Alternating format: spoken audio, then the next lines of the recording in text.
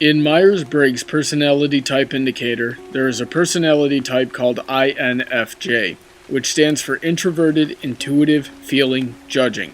The description for these personality types are long and complex, but in this particular one, a type of neurosis is taken into consideration, one where eccentric behavior and thought patterns are often dismissed by others despite the accuracy or practicality of the behavior from the INFJ individual. Sometimes these people experience psychic-like phenomenons without being able to explain how they experience them themselves. Although Pinkie Pie is far from introverted, most of what we'll be examining in this video comes from her quote-unquote intuitiveness. Feeling Pinkie Keen has always had bronies against it on its moral. On the surface, it would appear to be about ceasing the pursuit of knowledge and understanding in the face of things that seem illogical. Knee-jerk reactions from a largely atheistic fandom have made a connection between this and dealing with religious faith. Now, despite my faith, I did not at all make this connection during my first time watching it. When the writers themselves have been confronted with this question, they merely say that this was not the intended message. However, I can't seem to find anything on exactly what their intended message was. So, now that all of my personal prerequisite requirements have been met for Death of the Author, I'm going to run with it! Now, this episode has always spoken to me as almost the exact opposite of the aforementioned knee-jerk reactions. Instead of simply accepting something illogical, I believe it's more about how strictly quote-unquote logical or scientific thinking may actually close one's mind in the same ways that they often accuse those of faith-based practices. People with eccentric behaviors and confusing philosophies are often very practical in their own right. However, due to their abnormality, their methods are often written off by others with more common ways of thinking. I don't necessarily blame people for this, as it can be very hard to tell when someone is viewing the world from a different angle or when they're simply crazy. But keep an open mind when you meet people like this. Talk with them. Compare their knowledge and experience with yours. If it's comparable, listen to what they have to say.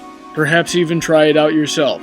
Some of the best conversations, debates, and learning experiences I've ever had were with people who approach situations completely differently than what would be considered normal and still achieve their desired result. If I had simply brushed this kind of thing off as quote-unquote Pinkie being Pinkie, would I have been able to learn nearly as much about life as I know now? This not only applies interpersonally, but also within ourselves. How many of those listening believe themselves to be logical thinkers? How many of us instantly write off concepts because they are illogical on their surface, supernatural, or otherwise unverifiable by conventional methods?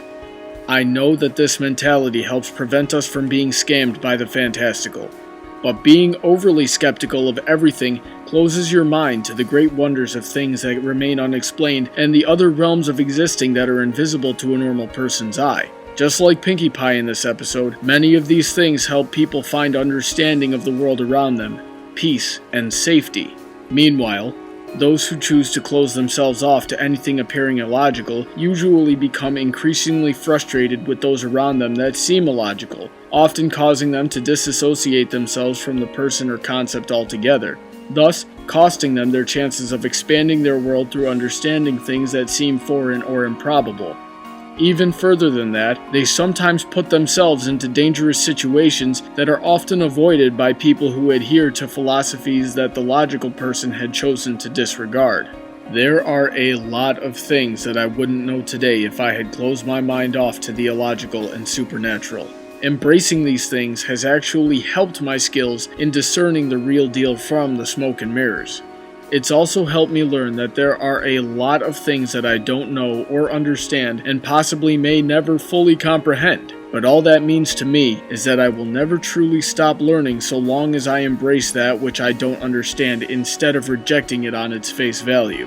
Being open-minded is about attempting to broaden your understanding of the world around you by trying that which may seem unconventional or contradictory to one's beliefs. Oftentimes, when phenomena are immeasurable by tangible methods, The only way to understand them is to embrace them in your lack of understanding and learn about them from the inside instead of the outside. More often than not, with the quote-unquote strictly logical mentality, you wouldn't accept proof even when it's presented to you, because the proof of existence for things that don't seem logical can never be presented through a lens that is the typical definition of logic.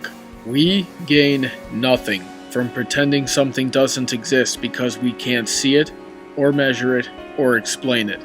There is plenty out there that contradicts everything that we know about the sciences that they would apply to, and we can never hope to understand the Pinkie Pies of our lives that pose these concepts to us if we reject them instead of embracing them. That's the lesson that I've learned in my experiences with the supernatural and those who experience it more closely than I do. That's the lesson that Twilight learned in this episode instead of simply accepting things without proof. So, if we can embrace the eccentric and learn to study things from the inside, then perhaps we can do the same. And that's the moral of the story. If you have a topic you would like to hear discussed, or if you have an episode, fanfiction, product, or anything else you would like to hear reviewed, send me a YouTube message or leave a comment below. You can also drop comments, questions, topic suggestions, and review suggestions by liking Brawny Debates on Facebook, following on Twitter, or sending an email to bronydebates@yahoo.com. Have a great day, and I look forward to hearing from all of you soon.